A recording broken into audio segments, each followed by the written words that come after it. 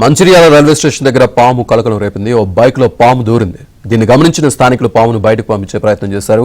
బైక్ను కిందికి వంచడంతో బయటకు వెళ్లిపోయింది.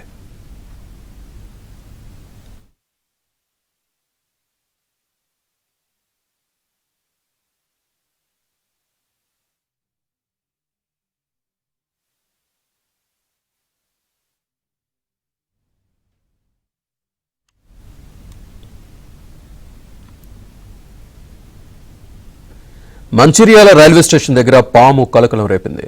ఓ బైక్ లో పాము దూరింది. దీన్ని గమనించిన స్థానికులు పామును బయటకు పంపించే ప్రయత్నం చేశారు. బైక్ను కిందికి వంచడంతో బయటకు వెళ్లిపోయింది.